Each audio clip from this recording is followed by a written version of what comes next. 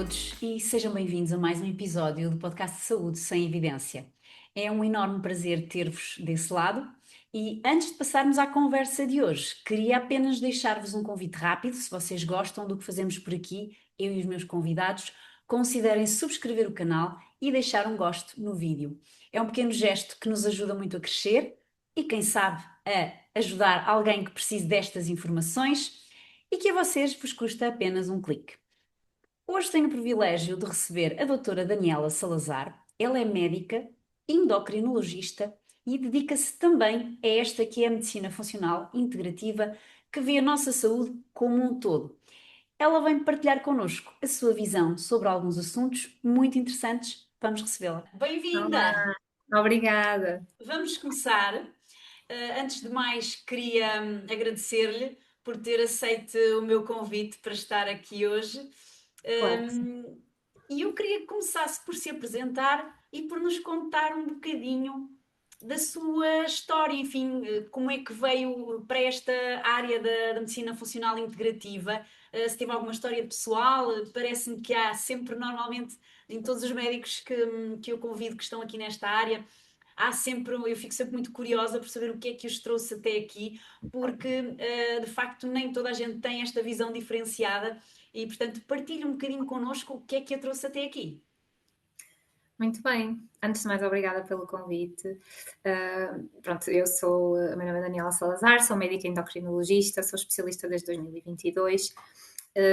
Esta é uma pergunta muito interessante e eu não posso dizer que há uma história em particular, uma situação excepcional que aconteceu e que me fez chegar aqui, mas eu acho que mesmo antes de eu saber que especialidade é que queria seguir e que área da medicina é que queria enverdar, um, também um bocadinho por algumas questões próprias minhas de saúde do passado, desde a adolescência, alguma dificuldade em manter um equilíbrio de saúde e manter-me saudável. E ainda mais, acrescentar a isso a própria medicina, o curso de medicina e tudo o que é a exigência que o curso tem sobre nós a nível de sono, a nível de horas dedicadas, de horários, desde logo me fez ver que uma vida sem equilíbrio e sem saúde não faria sentido. E acho que isso, mesmo antes de pensar em especialidades, áreas, seja o que for, já tentava aplicar muito na minha vida uma saúde em equilíbrio, um estilo de vida saudável. E depois, na altura em que comecei a exercer, de uma forma mais prática, também senti logo muita necessidade de ouvir as pessoas, de conhecer as histórias, de ter aquela propensão para perceber que para poder ajudar as pessoas era preciso ir um bocadinho mais além do que só o básico e cada um tratar a sua coisa, a sua área, a sua manifestação e depois esquecermos que efetivamente temos pessoas à frente que precisam de uma atenção um bocadinho melhor e maior.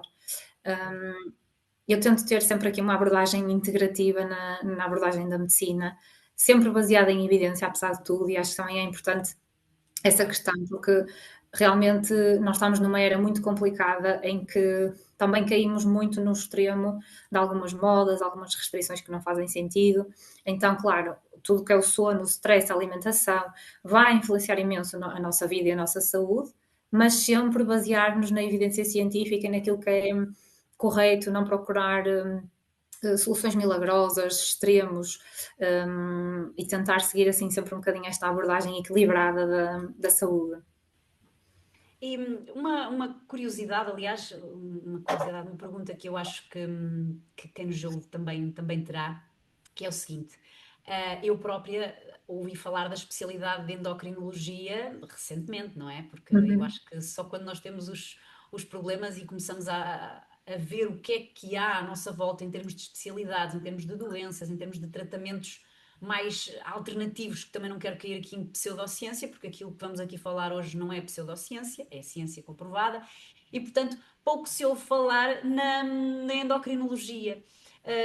Ouve-se mais até nos últimos tempos, eu não sei se concorda comigo, já me vai dizer, mas a verdade é que as hormonas controlam tudo. Como é que nós explicamos a uma pessoa que é mais leiga que de facto vocês, os médicos endocrinologistas, são um bocadinho como se fossem detetives, porque vão detectar aqui desequilíbrios do nosso organismo, se calhar até antes deles acontecerem. Como é que podemos explicar o vosso trabalho aqui às pessoas que nos veem e que não percebem muito, até que não são da área da saúde? Muito bem. Eu concordo, eu acho que é muito verdade que cada vez se fala mais na área, mas ainda acontece todas as semanas alguém que entra na consulta e diz: eu nem sabia que esta especialidade existia. Foi a um familiar, ou um nutricionista, ou o médico de família que disse que eu devia procurar por causa disto e daquilo e daquilo outro. Ou seja, é uma especialidade também, é uma especialidade jovem em termos de existência em Portugal. Acho que também há aqui um bocadinho de influência do Brasil no facto de se falar cada vez mais da especialidade, porque eu acho que eles têm muito mais o conhecimento sobre o funcionamento destas áreas do que nós, se calhar, temos. Então está-se a tornar uma área mais conhecida e mais procurada, exatamente para procurar aqui uma saúde mais integrada e mais global, mas realmente uma área ainda jovem, em crescimento e, portanto, ainda há muito o desconhecimento do que é que isso é, para que é que serve. De uma forma geral, o endocrinologista avalia, diagnostica, trata qualquer patologia que tenha relação com hormonas. Então, nós estamos a falar desde tratamento de patologia da tiroide, diabetes, doenças como síndrome do ovário poliquístico, tratamento da menopausa, outras doenças mais raras que estão relacionadas com o funcionamento da hipófise, como é o hipogonadismo, que é a deficiência de hormonas sexuais, seja femininas ou masculinas. Tratamos também osteoporose, portanto, uma série de doenças, e ainda abordamos o tratamento médico da obesidade em qualquer uma das suas fases, o que também é uma área que traz aqui, nos últimos tempos, alguma curiosidade e visibilidade à especialidade. O grosso, podemos dizer que é a patologia da tiroide e diabetes e esta área da obesidade, e depois temos muito de patologias mais raras que são menos conhecidas do público, e aí então é que a maioria das pessoas realmente não faz ideia. Porque é que realmente a endocrinologia tem aqui um papel muito de interligação na doença? É a especialidade que liga os pontos, digamos assim. Acho que a abordagem tem que ser sempre um bocadinho integrada. Porquê? Porque o peso influencia a tiroide, influencia uma possível diabetes, influencia o colesterol, influencia as nossas articulações e pode trazer patologia osteoarticular. As nossas hormonas vão influenciar o sono vai influenciar o apetite vai influenciar o peso e, portanto, está tudo muito interligado. E depois nós acabamos por ter aqui uma avaliação que vai desde a mulher, desde a idade muito jovem até à altura da menopausa, da gravidez e por aí fora, e também a família, porque efetivamente, seja o homem ou os filhos ou o que seja, nós vamos todos acabar por sofrer em grupo, não é? Quando alguma coisa não está bem no estilo de vida, num grupo, numa comunidade, vai haver uma consequência que vai ser para toda a gente, não é? Se as hormonas não, se a pessoa não está bem, as hormonas não estão bem, e isso mais cedo ou mais tarde vai se refletir em doença. E portanto, nós fazemos um bocadinho aqui uma abordagem global, são muitas as áreas, mas acabamos por conseguir atuar em muita coisa e acabar por lidar com muitas patologias diferentes no dia a dia, de facto. Vocês, estava-me a referir que se calhar a maioria dos. Hoje em dia, se calhar não será assim. Muitos dos pacientes que vocês recebem talvez virão de encaminhamentos, principalmente dos Exatamente. médicos, não é? Médicos, Mas, nutricionistas e pronto, mais à base assim de profissionais de saúde, de facto. mas já há pessoas, por exemplo, a irem aos vossos, portanto, ao vosso atendimento, muitas vezes por questões, pelas questões que nós normalizamos, mas que já nos começamos a perceber, e as redes sociais também, tanto ao mau e tanto ao bom, acabam por nos alertar para que de facto há aqui sintomas que não são normais, nem e que não temos que viver com eles, portanto, mas muitas vezes a fadiga, a falta de atividade física, o sono de má qualidade, a alimentação, estas coisas são todas muito desvalorizadas. E depois as pessoas andam. Porque às vezes a pessoa pensa que faz exercício físico e vai se cansar, e muitas vezes é exatamente o oposto. Sem E as dúvida. pessoas andam cansadas e, portanto, um estilo de vida que as desequilibra. Como é que já há pessoas que vos procuram para vocês identificarem estas coisas? E como é que vocês identificam o que é efetivamente o cansaço ou que há ali um verdadeiro desequilíbrio hormonal? É muito engraçado que eu tenho alguns casos curiosos e há um que foi já para aí há um ano e meio de um rapaz com 30 e poucos anos que vem à consulta e ele estava, sei lá, 6 meses com um quadro de extremo cansaço, dificuldade em manter as atividades do dia a dia, tipo jogar a bola com o filho para ele era exaustivo, muito mal-estar, acabou por fazer exames endoscópicos, ecografias, taques, foi-lhe dada uma baixa psiquiátrica fez uma série de exames e ele não se sentia bem, não queria estar de baixa e sabia que alguma coisa não estava bem e o que é que ele fez?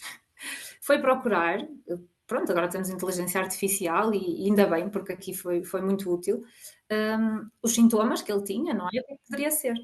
E acabou por chegar à conclusão que poderia ter um problema relacionado com o cortisol. Ok, então qual é que é o médico que trata essa situação? E encontrou endocrinologia e efetivamente ele chega à consulta, já passado vários meses, já arrastar-se esta situação, até poderia ter aceito, ok, isto é da minha cabeça e realmente sou eu que não estou bem, mas não o fez. E ele tinha efetivamente aquilo que é a doença de Addison, que é uma falha na produção de cortisol, que pode até causar mesmo risco de vida, e ele foi-se aguentando ali ao longo de vários meses numa situação extrema, e aqui se não fosse o próprio doente, o discernimento, a procurar a não se, pronto, a não se aceitar aquelas respostas pouco conclusivas, Não se conformou. provavelmente até poderia ter corrido risco de vida e foi depois tratado e aquilo mudou completamente a vida dele porque havia ali sintomas que a pessoa sabia, eu não sou assim, isto não está bem, eu não me sinto bem. E esse deve ser um alerta importante. Claro que nós na clínica vamos sempre ter logo uma suspeita muito imediata conforme o quadro que o doente conta e há algumas características mais específicas que são muito indicadoras de doença e outras nem tanto. Mas em última instância nós vamos sempre ter que fazer análises e, portanto, este tipo de queixas inespecíficas, o cansaço, o mal-estar, dormir mal, dores musculares, a pessoa não conseguir cumprir atividades que achava que seriam normais e que nós às vezes acabamos por desvalorizar e considerar que é o trabalho que é exigente, não anda a comer bem, não anda a dormir bem, seja o que for. Só conseguimos assumir isso depois de fazer uma investigação e é isso que às vezes falha, por um lado, na própria pessoa a desvalorizar um bocadinho a coisa e deixar andar, mas às vezes até mesmo nos médicos de família, nos profissionais que vão apanhando estas pessoas pelo caminho, que tendem a desvalorizar um bocadinho, até porque muitas vezes, efetivamente, o cansaço não tem uma patologia por trás, mas acho que mesmo só depois de uma avaliação muito concreta é que podemos assumir isso. Claro, porque às vezes pode ser cansaço, de facto, e a pessoa, há quem leve de prescrição, olha, vai tirar umas férias para acalmar, mas há de facto, e esse tipo de situações são um bocadinho É. delicados. E por acaso é um homem, porque eu não sei, tenho curiosidade, a maioria das suas pacientes são mulheres, não são? Sim, a grande maioria são mulheres. A grande maioria são Engraçado, que mulheres. é um caso clássico de Muito uma excepcional, questão sim. hormonal mesmo que deu ali pano para mangas. Mas pronto, é bom ouvir profissionais a falar bem da inteligência artificial, porque fala-se também mal e ataca-se um bocadinho a inteligência artificial, mas eu sou da opinião que a inteligência artificial bem utilizada, mesmo por nós, público leigo, pode nos ajudar até a encontrar os profissionais certos, como foi o caso do Foi seu o caso. paciente. Eu acho que nós temos é que ser críticos, não é? Ainda esta semana falava com uma utente que foi colocar as análises na inteligência artificial e ela trouxe-lhe ali algumas informações que não foram corretas. E isto também me acontece. Se eu utilizar para alguma pesquisa do dia a dia, vai haver informações que nós vamos retirar de lá que não são ainda específicas, porque aquilo, pronto, ainda está em desenvolvimento, não é uma coisa super fidedigna. Mas se nós tivermos sentido crítico, e ali lá está, ela trouxe essa informação, em conjunto desconstruímos aquilo que ela achava que não estava bem, porque a inteligência artificial disse, e conseguimos repor a informação correta, mas não vejo mal nenhum, e acho que é importante as pessoas tirarem as dúvidas connosco. Portanto, é muito pior ir procurar e ficar com aquela ideia e depois não trazer ao profissional, olha, eu vi Claro. isto, está certo, não está, é por aqui, não é. E, portanto, não acho acho que pode ser realmente um grande aliado se nós soubermos utilizar de forma inteligente e também termos, obviamente, o nosso sentido crítico e a investigação por trás, depois de fazer alguma pergunta, ir confirmar realmente com fontes mais fidedignas, não é? Eu acho que sim, para estas coisas é preciso ter noção dos perigos, porque pode ser uma coisa perigosa e têm-se visto alguns casos mais Claro. mediáticos que depois vêm cá para fora exatamente por serem coisas completamente estapafúrdias da pessoa consumir determinado alimento ou determinado suplemento de Exatamente. forma completamente cega ao que a inteligência artificial diz. E pronto, mas isso já dava aqui pano para um Para podcast bem, sem só, dúvida. porque de facto, agora estava aqui a perguntar esta questão, porque de facto a sensação que eu tenho é que a maioria destes problemas hormonais acontecem às mulheres. E a questão que eu lhe queria colocar era exatamente nesse sentido, porque, por exemplo, a patologia da tiroide e os problemas da tiroide parecem ter assim um gosto especial por nós. Nós já temos direito a tudo, as dores do parto, a menstruação, é ali uma série de coisas e ainda vamos ser as eleitas para esta questão da patologia da tiroide nos atacar mais. Porquê é que nós somos as mais afetadas? e, sobretudo, quais são os sinais de alerta que nos devem querer fazer marcar uma consulta? Ok, é exatamente por isso que as mulheres são mais afetadas, ou seja, nós somos diferentes na nossa essência, não é? E a mulher tem oscilações hormonais e a mulher tem um sistema imunitário mais reativo, ou seja, tem muito a ver com esta nossa base de diferenças biológicas e hormonais que tornam o nosso sistema imunitário mais reativo e, portanto, se ele é mais reativo, ele defende-nos mais, mas também vai ter o risco de doenças autoimunes em maior proporção. E aqui podemos falar na tiroide, da tiroidite Hashimoto, que leva ao hipotiroidismo, da doença de Graves, que tem como consequência o hipertiroidismo, e quando é que as doenças autoimunes vêm ao de cima? Ou seja, nós temos este sistema imunitário mais reativo e depois também temos oscilações e fases de grande mudança hormonal, como por exemplo o pós-parto, a menopausa e perimenopausa, que são momentos em que a tiroide está muito propensa a descompensar e, portanto, tudo isto faz com que a mulher seja efetivamente mais sensível. Adicionando a isso também a questão da genética, ou seja, há mesmo uma predisposição do sexo feminino geneticamente para ter mais patologia autoimune da tiroide. Portanto, aqui é uma combinação de fatores relacionados com a influência hormonal, a reatividade imunitária e a predisposição genética a explicar esta prevalência. Portanto, não é a mulher que fez alguma coisa de mal, que se prejudicou em algum momento, mas realmente há gatilhos específicos na vida da mulher que podem potenciar este aparecimento. E esta questão aqui com os sinais de alerta leva-nos um bocadinho à conversa anterior, e lá está. Eu tenho aqui assim alguns casos curiosos.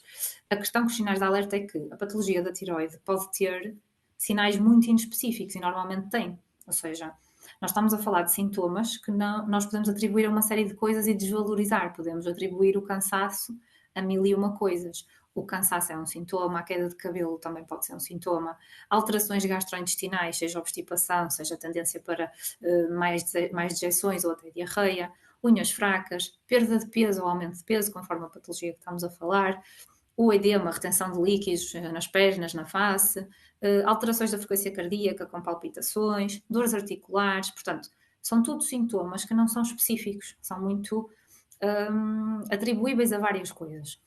E, portanto, às vezes o alerta não surge logo, a pessoa vai desvalorizando, vai achando que é do stress, que é do trabalho, que é disto, que é daquilo, e nem sempre detectamos logo.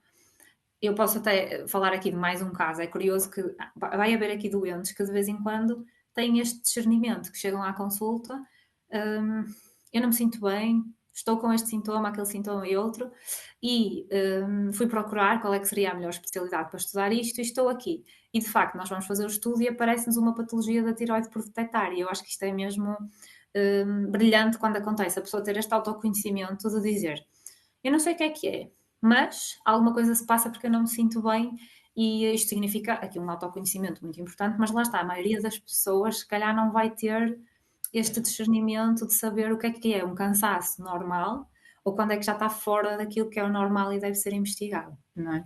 Pois, porque felizmente acho que estamos a caminhar contra aquilo que estávamos aqui a cair num excesso de normalizar tudo. Normalizar, sei lá, desde candidíases, a dores de barriga, a diarreias, a obstipação, a cansaço, a enxaquecas, a rinite, tudo. Estávamos numa fase em que é normal, é a minha rinite, é a minha alergia, e ainda se ouve muitas pessoas, Sem atenção, a dúvida. falar assim, que isto só se ajuda quem quer ser ajudado e só está alerta quem está de olho aberto, porque o mundo está cheio de informações e cada um procura as que quer. E Exatamente. portanto, mas acho que já vamos, pelo menos na maioria das pessoas, eu já vejo pessoas muito mais informadas e exatamente à procura desse Interessadas. conhecimento que fala, para perceberem que pode ser comum ter esses sintomas, mas lá está, não é, não vamos Não normalizar. significa que seja normal e cada vez é mais fácil fazer um estudo, ou seja, procurar a informação e tirar a dúvida. Portanto, não se justifica de facto se a pessoa não está bem. Por exemplo, na questão da gravidez é uma coisa muito comum. A grávida tem os pés inchados e a grávida está cansada e dorme o dia todo, não é? E isto é assumido como uma coisa que é normal. Não, o ser comum é completamente diferente de ser normal. A maioria das grávidas traz deficiências vitamínicas até graves ao longo de 9 meses sem serem repostas. E ou não se pede análise ou pede-se e considera-se que está num valor normal porque toda a gente tem baixo.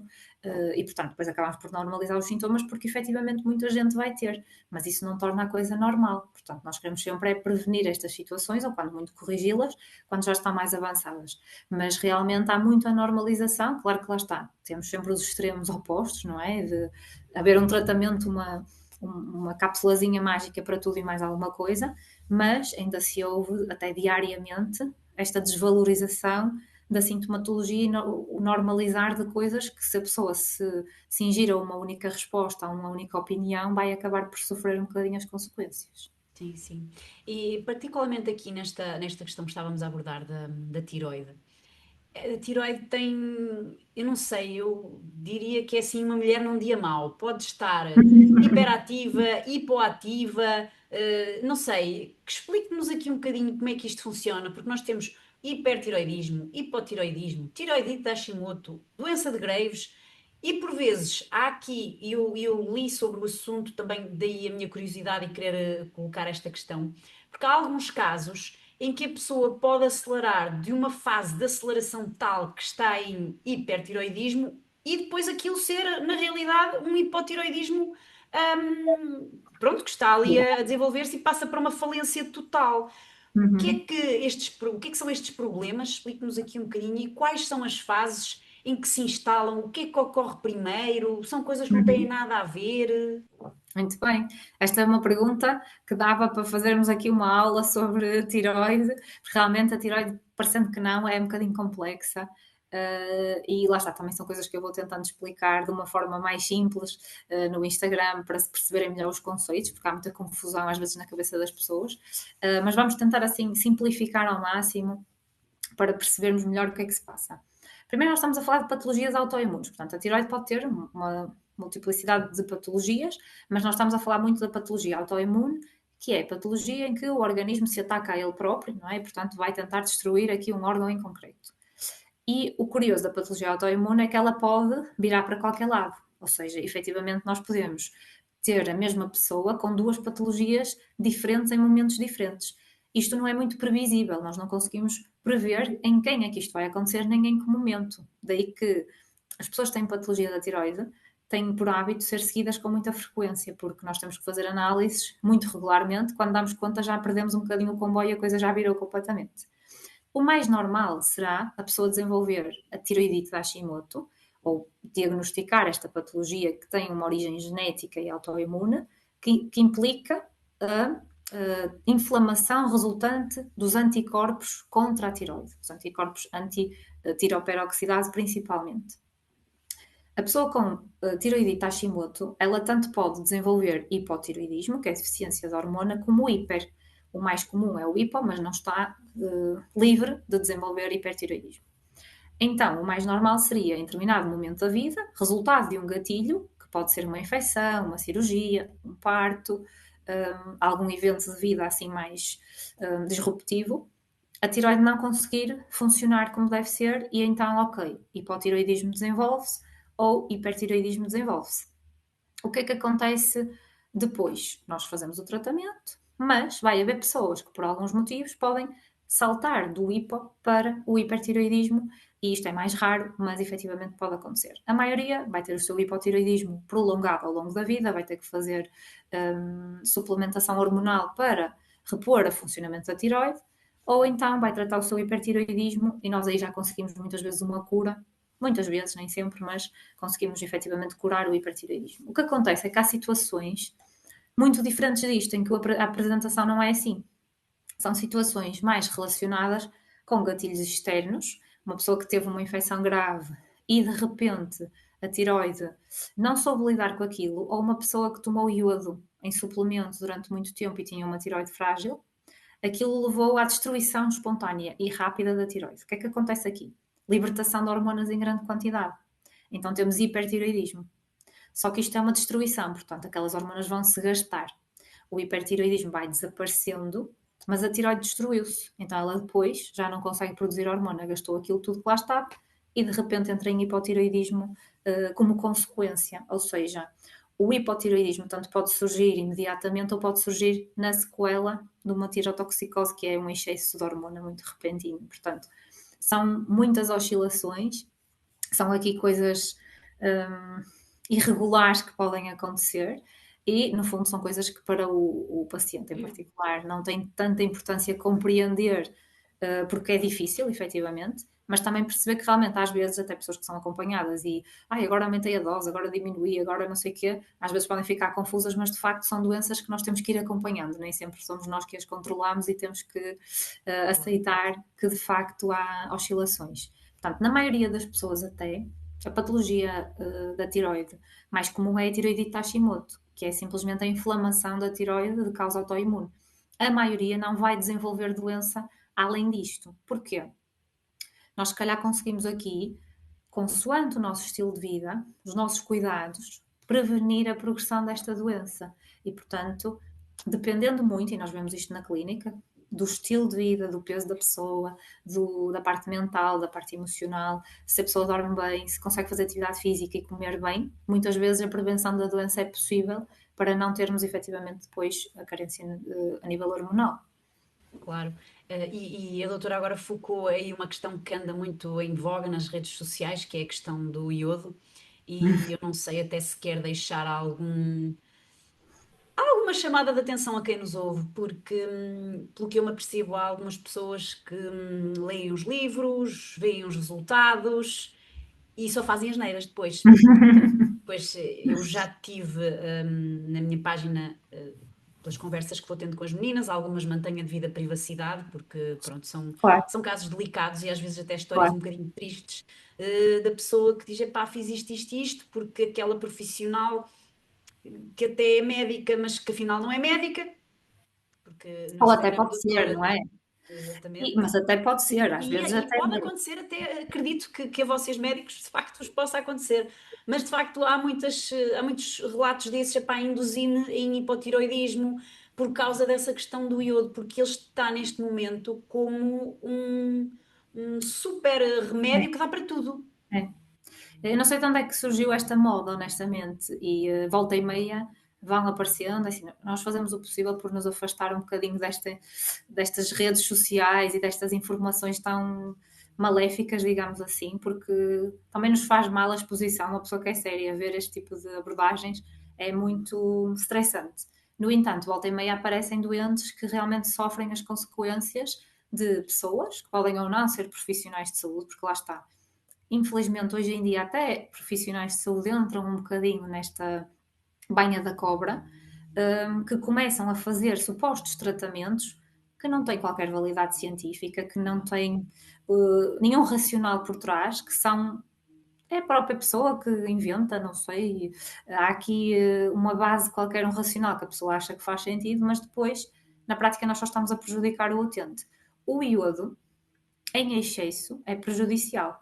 Tudo em excesso é prejudicial, portanto, não vai ser agora, e eu acho que o mundo está muito nisto, à procura da molécula milagrosa para tudo.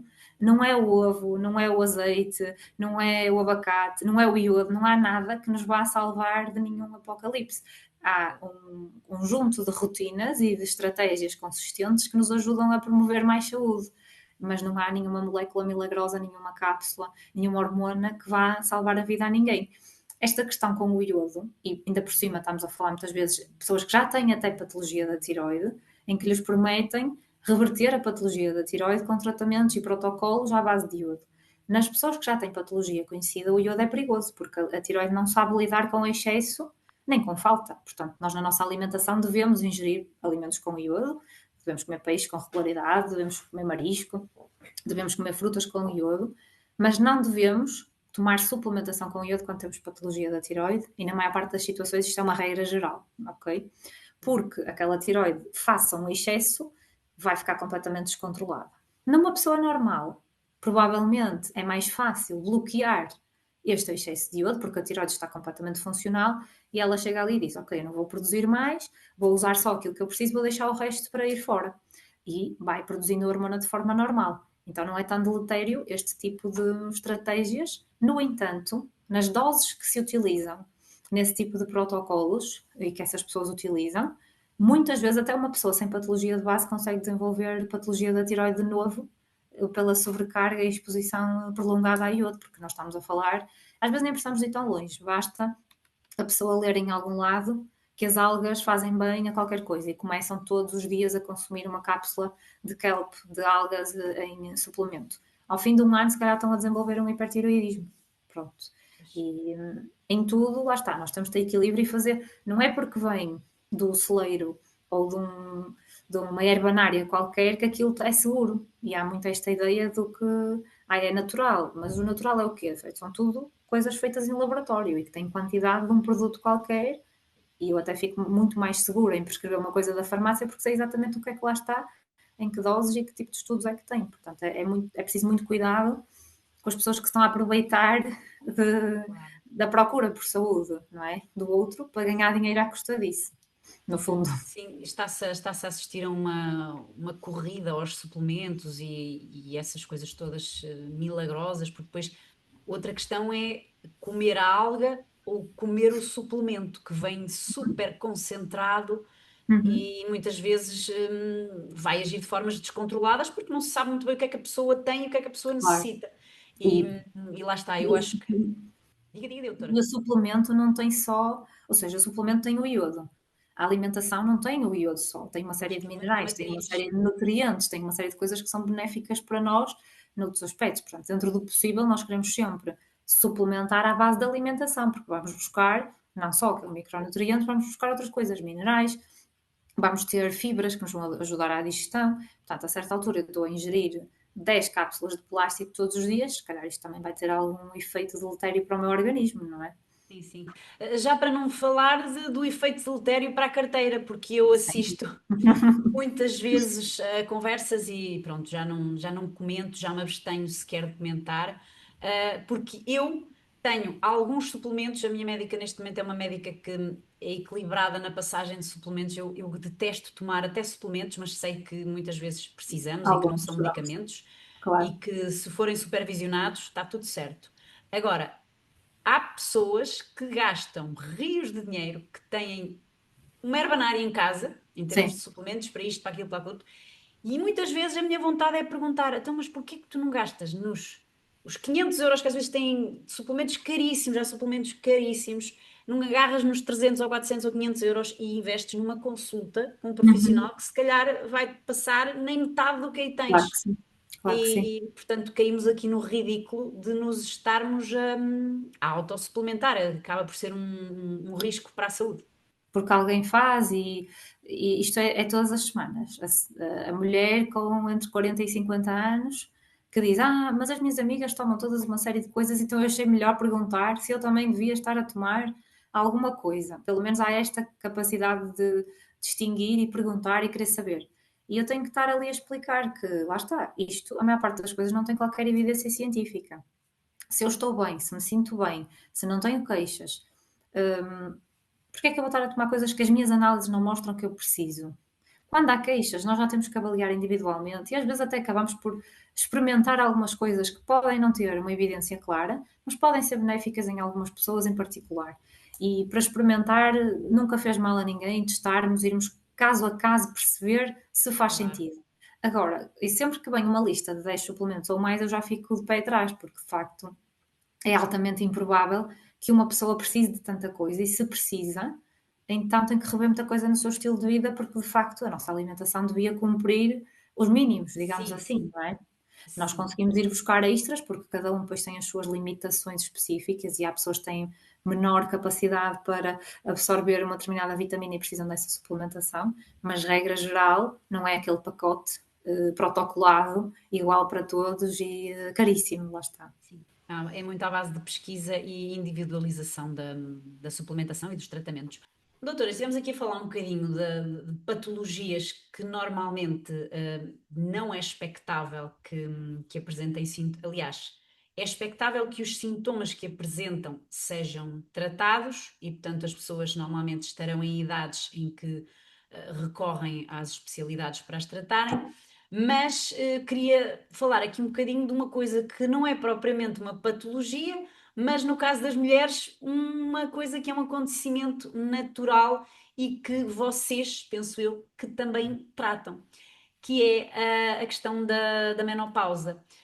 Hum, Há uma crença de que a menopausa já é por si só um período de sofrimento e que as mulheres ficam impossíveis e até normalmente acho que até há ali algumas taxas de divórcio nestas faixas em que os casais acabam depois por andar ali um bocadinho à torre e à massa e o homem já não Uhum. reconhece a mulher com quem casou.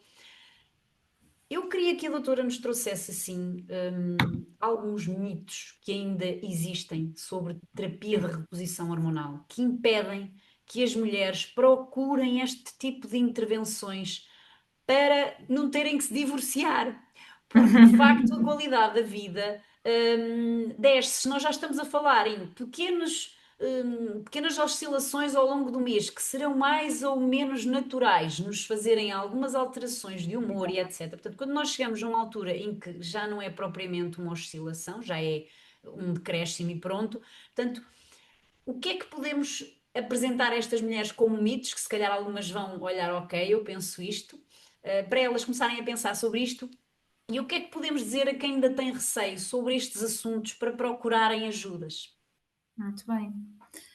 Nós temos mais uma vez aqui uma daquelas áreas que também estamos a chegar a um ponto em que continuamos a ter estes mitos, não é? Que são muito difundidos desde há vários anos e que colocam medo, não é só nas pessoas, nas mulheres, mas também em alguns profissionais de saúde. E também vemos o outro lado, que é, lá está, as tais correntes alternativas a prescreverem terapêutico hormonal a mulheres com 40 anos de uma suposta forma preventiva quando não há ainda qualquer necessidade. Ou seja, mais uma vez somos um mundo de extremos e de facto cada vez mais difícil virmos aqui para um equilíbrio. Mas de facto ainda é muito frequente e lá está. É semanal, não é preciso andar muito para ter exemplos na consulta de pessoas que ou elas próprias sofrem do mito, não é? Têm o receio e são muito difíceis de convencer de que está tudo bem, ou que o profissional de saúde mais próximo, o médico de família, seja o que for, tem esse mito e não é capaz de depois ajudar o paciente. O principal mito é de que a terapêutica hormonal da menopausa causa cancro, não é?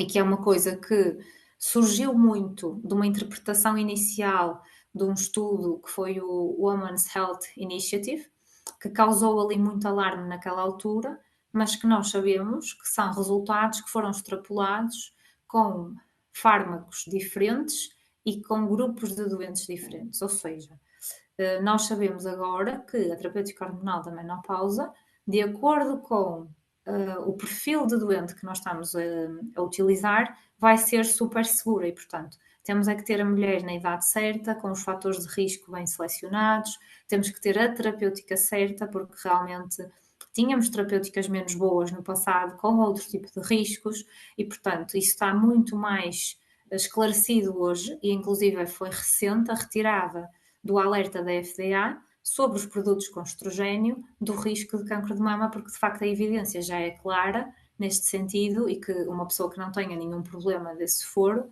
não tem qualquer risco acrescido de cancro de mama, desde que lá está, seja bem selecionada a pessoa para fazer a terapêutica hormonal. E depois, há um mito que é, lá está, muito relacionado com esta normalização do sofrimento. É da idade, é normal, faz parte, eu também passei por isso, inclusive médicos, neste caso estamos a falar de médicas, não é? Porque mulheres que já estão na menopausa e são profissionais de saúde, transmitirem isto às utentes. Faz parte, o sofrer, a idade é assim.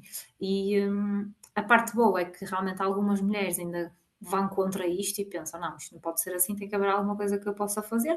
Ou então lhes aparece realmente alguém a falar sobre o assunto e vão depois procurar alguma ajuda. Porque de facto não é normal sofrer, seja afrontamentos, insónias, alterações do humor, a tal irritabilidade que faz com que as pessoas lá em casa achem que esta é outra pessoa qualquer e eu não sei o que é que se passa aqui. As dores articulares, a perda da qualidade de vida, isto não é para ser aceite, não é? A terapêutica não é para todos, mais uma vez. quando a mulher é saudável, tem menos de 60 anos, está nos primeiros 10 anos após a menopausa, os benefícios suplantam os riscos neste tratamento dos sintomas, até porque nós sabemos que a mulher que tem sintomas tem um risco cardiovascular aumentado e, portanto, pode vir a sofrer consequências desta menopausa sintomática não tratada. E lá está, o importante é a individualização, é nós conseguirmos saber quem é que precisa e quem é que pode. E não é dar hormonas a todas as mulheres, é saber que não é o normal, que a transição vai acontecer, obviamente. Há mulheres que não têm sintomas, e ainda bem, mas quem tem pode ser tratada e não tem que passar por isso.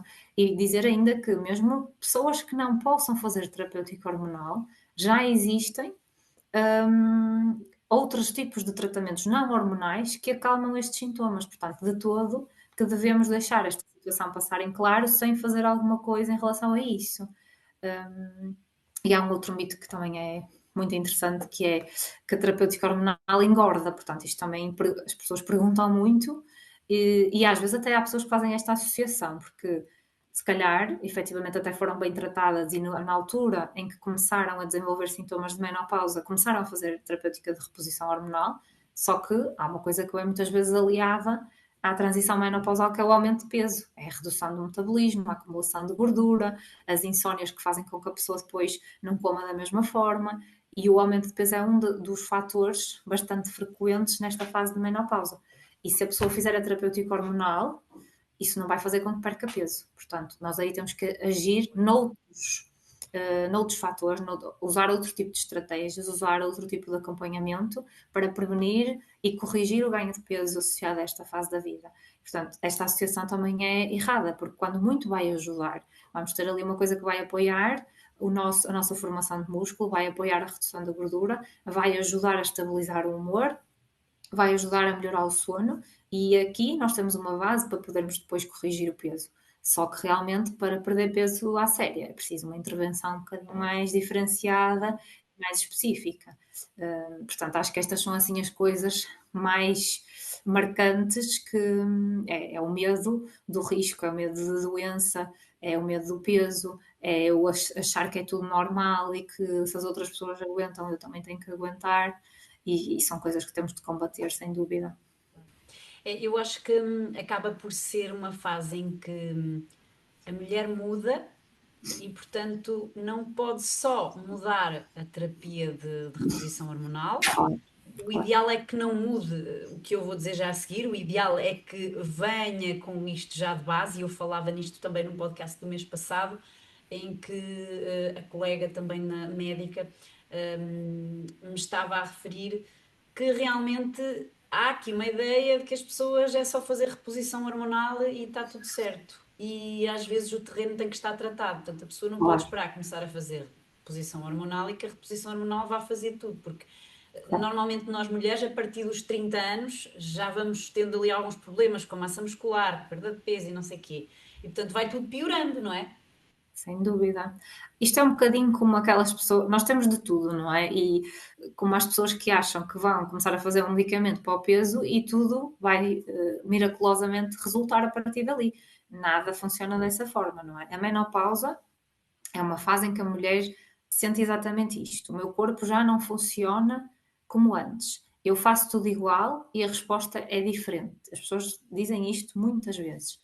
Se estamos diferentes, temos que nos ajustar e exige uma adaptação. E eu acho que há ali muito uma resistência em algumas mulheres em assumir que não vai poder ser tudo igual. Ou seja, eu sou outra pessoa, sou diferente, portanto eu tenho que me adaptar. E às vezes prendemos-nos ali, ficamos ali naquele obstáculo do mas eu sempre fiz assim, mas eu estou a comer igual, mas eu estou a fazer o mesmo exercício e agora não funciona. E nós precisamos de ir, ok, isto é efetivamente expectável porque o corpo não é igual, há a perda da massa muscular, há o ganho de gordura, há uma redução do metabolismo e tudo isto vai ter um impacto muito significativo na nossa resposta a tudo aquilo que fazemos.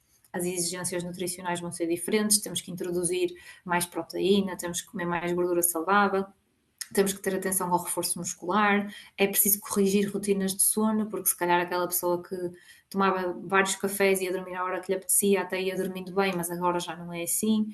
Portanto, há coisas que a pessoa habituou-se durante muitos anos a fazer e que agora já não funcionam. E efetivamente a resistência à mudança às vezes pode ser um problema. Mas lá está, não tem que ser tudo às nossas costas. Há estas mudanças que temos que fazer, mas há ajudas que nos permitem chegar lá com mais facilidade, não é? Se eu não estiver a dormir bem, é difícil depois fazer a atividade física que eu preciso para me manter saudável. Então, às vezes já há necessidade de tratamento para o sono ser melhor.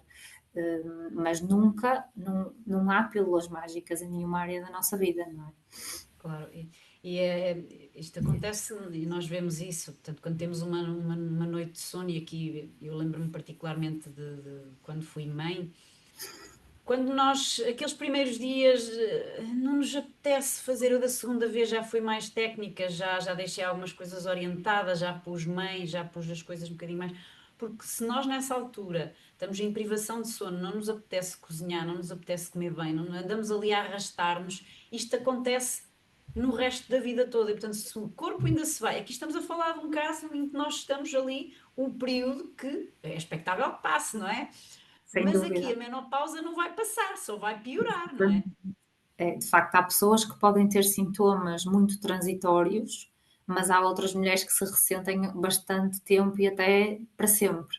Eu às vezes tenho consultas de senhoras de 70 anos, cujo motivo é os calores dos afrontamentos noturnos.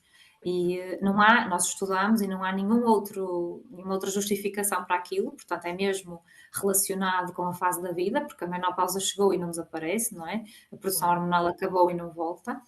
E há pessoas que têm este sofrimento depois continuado e nós aí temos que tentar intervir na mesma, não é? Independentemente de tudo, há sempre estratégias para tentar ajudar estas pessoas, independentemente da idade e da fase da vida em que estão, porque lá está, não somos todos iguais. Por exemplo, a mulher que faz atividade física vai ter menos sintomas de menopausa.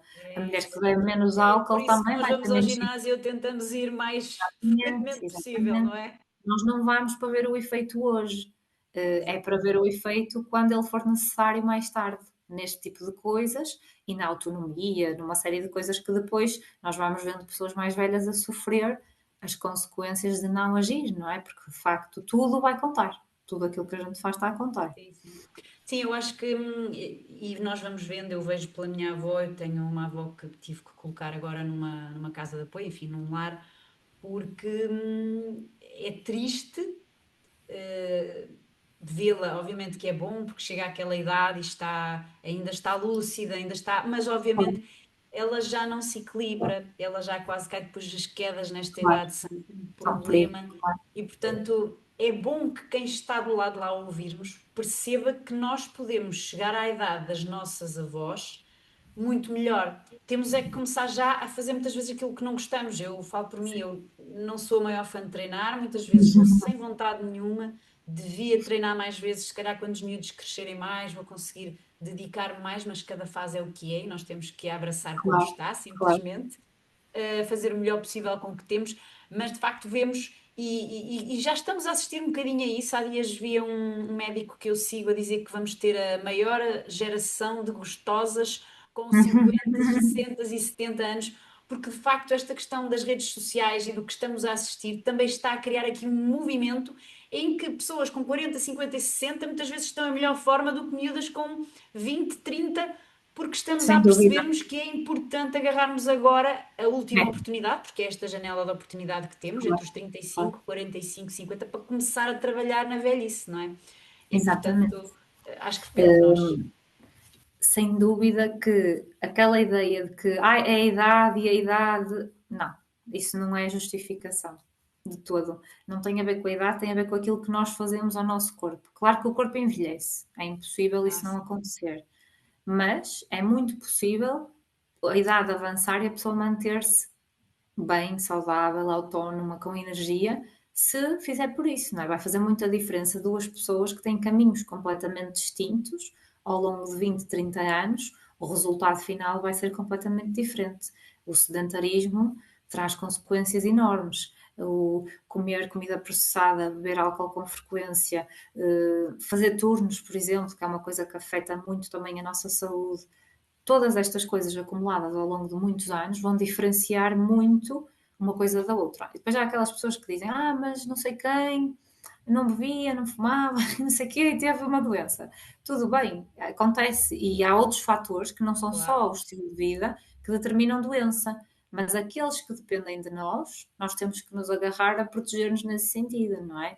Portanto, não vamos olhar só para os extremos e pegar nos exemplos fora da regra para mantermos aquilo que queremos, que é mais fácil, não é? Nos E convém, porque evitarmos. às vezes essas pessoas são as pessoas que não querem, que estão a encontrar ali Exatamente, alguma dificuldade na mudança e então é mais fácil atacar do que claro. implementar.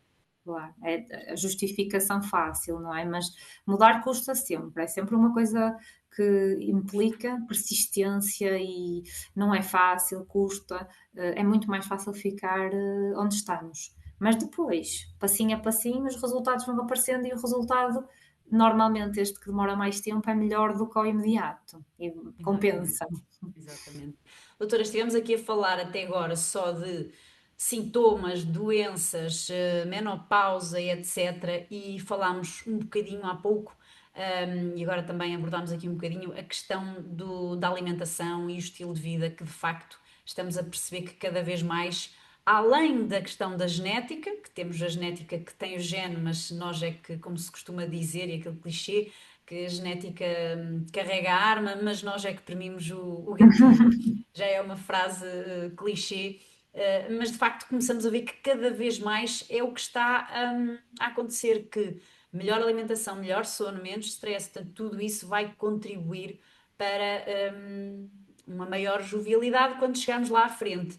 Depois, aliado a estas questões, há aqui algumas coisas que começam quase a ser uma religião, digamos assim, e eu queria esclarecer aqui um bocadinho consigo, que é a questão de haver de facto alimentos, e aqui vamos, embora este caso que eu vou falar a seguir, que é o caso do glúten, parece-me que não está só envolvido na patologia da tiroide, mas há aqui alguns relatos, alguns estudos, até não sei eles se serão daqueles estudos que vocês procuram com evidência científica.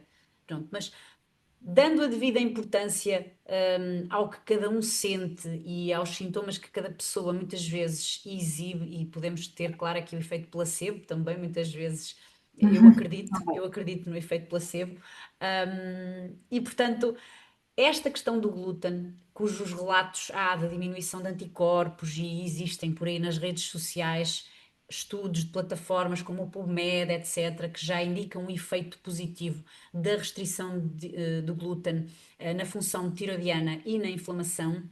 Qual é a sua experiência no seu consultório? Tem algum feedback sobre este tema? Ok. Esta é sim uma pergunta que nós vamos aqui atingir, não é? Os fanáticos destas áreas, um bocadinho como a questão do iodo. Acho que há aqui várias coisas. E uma coisa que eu gosto sempre de falar e acho que é importante dizer é: nós tratamos pessoas, não tratamos análises. E isso é logo a primeira coisa que me salta à vista, muitas vezes, quando nós começamos a entrar aqui em determinadas opções muito restritivas que podem pôr em causa o equilíbrio de saúde e das rotinas das pessoas, porque tudo aquilo que nós pedimos a uma pessoa para fazer, nós temos que ter em atenção o que é que isso vai implicar para ela em termos emocionais também, porque há coisas que são muito fáceis de fazer, outras que são muito difíceis, e aí entra esta questão. E eu até vou falar aqui de uma doente minha que não há muito tempo na consulta. Ela estava num segundo pós-parto, tem um hipotireoidismo super controlado, peso estável, sem queixas, uma pessoa saudável, com peso normal, e foi a uma nutricionista para tentar otimizar um bocadinho a alimentação porque estava a amamentar. E neste contexto, pronto, ela disse que tinha o hipotireoidismo, que é uma doença, pronto, tem um hipotireoidismo na sequência de uma tiroidite de Hashimoto, e a proposta da nutricionista foi fazer uma alimentação sem glúten e sem lactose, porque podia reduzir a dose da medicação e tudo e mais alguma coisa. E ela perguntou-me a minha opinião. E eu perguntei, ok, e temos alguma queixa gastrointestinal? Temos algum sinal de que possa haver aqui consequências destes produtos na alimentação nas queixas? Não, não há nenhuma queixa, funciona tudo muito bem, etc. Ok, então como é que vamos implementar isto na nossa rotina? E aí ela disse: pois nós não falámos muito sobre isso na consulta.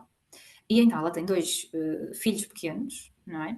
tem um peso normal, faz exercício, come bem, já consegue ter uma alimentação super variada. Só queria melhorar ali algumas questões para garantir que o aporte nutricional na amamentação era bom. E agora tenho que fazer uma comida diferente para ela, vai ficar quase sem opções para lanchar, porque tudo que é lácteos vai ter que sair, e daqui a nada está a substituir por comidas processadas, que não têm glúten, que não têm lactose, para substituir estas coisas. E eu pergunto se isto faz sentido. Mesmo que de facto ela pudesse obter alguma redução na dose da medicação, faz sentido toda a sobrecarga que isto vai trazer para aquela família que estava perfeitamente bem antes? Pronto, isto é um dos pontos, porque realmente nós não podemos ser, lá está, eu não posso abordar só a minha parte, eu tenho que pensar na pessoa como um todo, não é? E depois, a questão da evidência. O tirar o glúten vai melhorar, não vai melhorar a questão da tiroide? De facto, há alguns estudos, como falou, mas em termos de evidência boa, de evidência de meta-análise, ensaios clínicos controlados, não há uma evidência que apoie de forma consistente uma dieta sem glúten na tiroidite Hashimoto ou na patologia da tiroide, porque não parece haver melhoria da função ou dos sintomas, em quem não tem doença celíaca, obviamente. Depois, há a questão da sugestão de que possa haver redução dos níveis de anticorpos. O que acontece nestes estudos, que existem mais estudos mais sérios, sem serem estudos de menos validade científica, que são mais relatos de caso ou estudos observacionais, é que a redução dos anticorpos não parece ter impacto nos desfechos clínicos, ou seja, em acontecimentos posteriores ou até na dose da medicação, nos sintomas e por aí fora. Há quem diga que, de facto, a redução dos anticorpos possa ser importante. E isto aqui é uma dúvida que permanece em aberto, ou seja, nós não temos evidência para dizer que sim ou que não. Mais uma vez, qual é que é a minha abordagem? São pessoas que nós temos à frente, portanto, eu quero que a pessoa durma bem, coma bem, faça exercício e tenha uma vida feliz. Esta mulher toma o seu comprimido todos os dias, está ótima. Não vou ser eu que vou causar disrupção nesta situação que está bem. Depois podemos olhar para outras pessoas e é aí que entra muito esta questão da sintomatologia. Portanto, sempre que alguém tem alguma sintomatologia que possa associar a algum tipo de alimentos, obviamente que nós podemos ter que fazer alterações nesta alimentação e isto é independente de ter doença da tiroide ou não, porque o nosso corpo fala connosco, não é? Se eu me sinto mal, alguma coisa ali não está bem e eu preciso perceber o quê. E, efetivamente, aqui nós beneficiamos todos de reduzir alimentos altamente processados, açúcares, adoçantes, gorduras saturadas, álcool. Todos nós vamos conseguir melhorar a nossa saúde e prevenir doença ao fazer isto. Também já falámos que na questão da tiroide o iodo é o nosso alerta maior, portanto temos de ter aí esses cuidados. No entanto, em relação à inflamação, eu gosto sempre de pensar, inflama o álcool, inflama o peso a mais, inflama a comida processada. Portanto, porque é que nós vamos aqui ao vilão específico, que é sempre o mesmo, é o glúten, é a lactose, é o protocolo específico? O que é que acontece muitas vezes? Estas pessoas, e isto acontece com doentes celíacos que não têm outra alternativa e tem que ser assim, quando faz o diagnóstico, a pessoa aumenta de peso nos primeiros meses após o diagnóstico drasticamente. Porquê? Não sabe o que é que há de comer, começa a comer bolachas sem glúten, pau sem glúten, tudo o que vem embaladinho e processado nas prateleiras dos supermercados. Será que isto é melhor do que analisar sintomas e reduzir a exposição conforme a minha necessidade? Porque se eu fizer uma alimentação variada, se calhar posso comer massa uma vez por semana e até corre tudo bem. Porque eu não sou doente de celíaco, não preciso de estar a excluir completamente. Agora, faz sentido uma pessoa que tem uma alimentação saudável trocar isso por comida processada só porque não tem glúten? Faz sentido uma pessoa que tem uma alimentação toda alterada à base de fast food, álcool, bebidas açucaradas, etc., tirar o glúten? Ou vamos começar por tirar aquelas coisas que sabemos que lhes estão a fazer mal e depois logo se vê? Portanto, é uma discussão em aberto, mas, na minha forma de ver, isto nunca vai ser um caminho de equilíbrio, o que não significa que a redução de alguns produtos, seja o glúten ou a lactose, conforme o caso de cada pessoa, não possa trazer algum benefício. Mas aquela coisa de, a partir de hoje, está aqui este diagnóstico, está aqui esta dieta. Isto acho que não tende a funcionar com ninguém, honestamente. Eu concordo com a sua abordagem, até porque eu passei uma altura em que eu acho que é normal todas as pessoas que convivem com uma doença autoimune e têm dores que afetam a qualidade de vida, agarram-se à primeira coisa Claro. que lhes dá resultados. Daí que os E, profissionais falham, porque lá está, nós sabemos o impacto que a nossa recomendação vai ter naquela pessoa, não é? exatamente. E eu, hoje em dia, sou mais flexível, no sentido também em que, numa fase inicial, eu confesso que, e aí é que eu acho que as pessoas também podem, lá está, que eu estava a dizer, ver a alimentação que têm e analisar, porque eu, de facto, se analisar o que estava a fazer, se calhar consigo identificar alguns gatilhos que estivessem a justificar os meus sintomas, porque era pão de manhã, era crotons na salada ao meio-dia, era Uhum, leite a meio da manhã no café pingado, era leite de manhã no pequeno almoço, era uhum. queijo na refeição do meio-dia, era leite outra vez ao lanche, era, enfim, tudo, todas as refeições tinham glúten Um e leite. gatilho. E, portanto, eu não tinha excesso de peso, eu até fazia exercício físico. Quando me diagnosticaram a minha autoimune, eu fiquei, mas como? Não é? Uma pessoa fica assim um bocadinho, aquela fase da negação, como? E passei ali uns anos.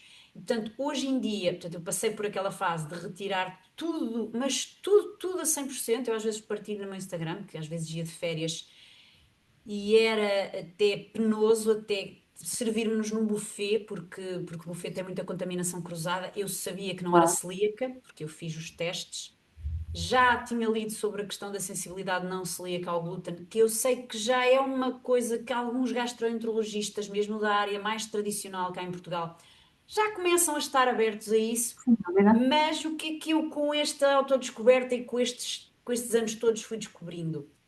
Eu comendo ou glúten ou lácteos em doses muito pequenas, e se não for da maneira que eu fazia antigamente, eu não tenho sintomas e, portanto, lá Exatamente. estávamos, vamos voltar ao mesmo que estávamos aqui a falar no início, que não há nada de bom nos extremos. Portanto, estamos a É. falar de muito Sustentabilidade, glúten e muitos lácteos, não pode dar bom resultado. E, portanto, quando nós claro. começamos a fazer uma refeição sem glúten, que é uns vegetais e um peixe grelhado ou uma batatinha, claro que é melhor do que se calhar comer uma massa, mas vamos deixar de comer a massa porque a massa, e aqui já estamos a falar que é de massas com glúten, massas sem glúten, que eu acho que aquilo é mais ou menos tudo a mesma É coisa, porque em bastante termos de valor coisa, claro. nutricional não é propriamente a melhor coisa do mundo, mas também faz parte da alimentação, muitas vezes Exatamente. para nós mães, sobretudo, facilita muito, Claro, isso. E faz parte eu saber o que é que me faz mal e às vezes aceitar: "Ok, eu prefiro comer isto hoje e vou ter um bocadinho de sintomas". E depois volto à minha rotina e a coisa corre bem. O problema é nós seguirmos estas recomendações cegas e depois a pessoa de repente vai às compras e traz um monte de coisas para casa que ninguém em casa come e a pessoa está completamente perdida, não sabe o que é que há de fazer. Mas numa alimentação saudável, nós não precisamos de comer 6 produtos diferentes no mesmo dia que sejam provocadores de sintomas, não é? E eu digo muito isto às pessoas na consulta, isto não sendo a minha área de intervenção, as queixas gastrointestinais são super frequentes e as pessoas estão a fazer uma série de coisas que lhes vão provocar sintomas. Então, ok, eu não tenho que deixar de comer pão, mas se calhar vou procurar um pão que não seja tão processado, que não tenha tantos ingredientes, que seja se calhar até de fermentação lenta, que eu como uma vez por dia e se calhar depois já não vou juntar isto com uma meia de leite e se calhar até me beneficia em tirar a lactose do pequeno almoço. Ou se calhar eu não posso comer queijo normal, tenho que comer queijo magro porque é muito mais bem tolerado.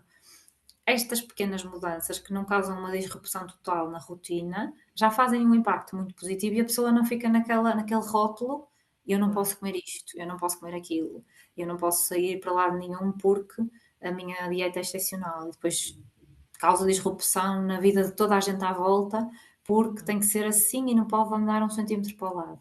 Claro, Isto já é mau o suficiente para quem tem a sim, patologia, sim. neste caso a doença celíaca, e realmente não pode mesmo fazer, Pois, não é? aí sim temos realmente um problema grave, não é? Mas realmente quem. Primeiro eu costumo, ainda há dias estava a falar sobre o tema que é as pessoas que não são celíacas e estão, que não sabem se são celíacas e estão a cortar o glúten, fazerem primeiro que tudo um teste de Exatamente, despista. até Não é? porque a retirada depois vai falsear qualquer tipo de estudo que se possa tentar fazer, E não eu, é? eu digo muitas vezes porque eu fiz as coisas ao contrário, eu fiz tudo mal. Eu primeiro cortei o glúten e vi, porque no meu caso tinha ali alguns sintomas nas minhas dores articulares e eu achei que vinha quando eu fiz o teste de doença celíaca e voltei a introduzir o glúten, que o gastroenterologista fartou-se de me dar na cabeça. E depois eu introduzi o glúten e voltei a ter as dores articulares. Eu achei que vinha doença celíaca, mas lá está, voltei a uma carga de glúten completamente igual à que tinha antes de cortar o glúten, porque depois já me Pois, estava a sentir mal e, portanto, claro. aquilo acaba por ser ali. Eu São os não, extremos. eu não descredibilizando estas abordagens e, sobretudo, lá está, que cada pessoa individualmente pode sentir as coisas de maneira diferente e não devemos, às vezes, desculpar-nos com é muito difícil de aplicar, vai-me dar stress, então não vou fazer. Também não sou de Claro, acordo com isso. Às vezes acho que nós claro. temos que fazer algum esforço para chegar a determinado resultado. Mas acho que estamos a entrar numa situação em que estamos a fazer muito terrorismo nutricional com Exatamente. tudo.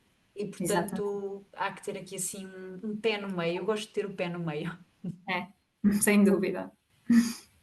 E com isto chegamos praticamente aqui ao fim do nosso podcast.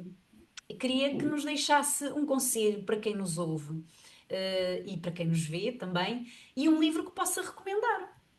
Muito bem. Então, é assim, em termos de conselho, aquilo que eu acho que é mais importante e que tivemos aqui a falar é não normalizar o mal-estar. Seja cansaço, falta de energia, alterações do humor, dificuldade na recuperação de exercício, não são coisas que a gente tenha que aceitar e, portanto, o corpo fala, ele comunica connosco e diz-nos quando alguma coisa não está bem. Portanto, nesse sentido, procurar ajuda e depois logo se vê realmente qual é o melhor caminho. E depois ter um bocadinho de espírito crítico ao procurar informação, porque lá está, na área da saúde temos muito estes extremos e a nossa vida é mais do que só procurar saúde a todo custo, ou ter o 100% perfeito, ou fazer tudo by the book e procurar perfeição que não existe e nós podemos morrer à procura de tentar ser perfeitos. E, portanto, nem tudo se vai resolver com medicação, mas também nem tudo se resolve com dietas miraculosas e suplementos e o equilíbrio. É sempre aquilo que eu promovo essencialmente e que faz toda a diferença para cada pessoa. Assim, em termos de livros, acho que há um livro interessante para percebermos aqui melhor um bocadinho esta relação entre os nossos hábitos, a mente e a saúde, que se chama Why We Sleep, de Matthew Walker. Lá está, não tendo especificamente nada a ver com patologia hormonal, esta Se questão calhar tem muito a ver. dos hábitos, das nossas rotinas e da nossa cabeça, não é? Mexe mesmo muito com tudo e, portanto, conhecermos um bocadinho melhor também acaba por ser muito importante. Claro. Muito bem. Doutora, onde é que a podem encontrar para consultar consigo, presencial ou online? E quais as suas redes sociais para que a possam acompanhar? Muito bem.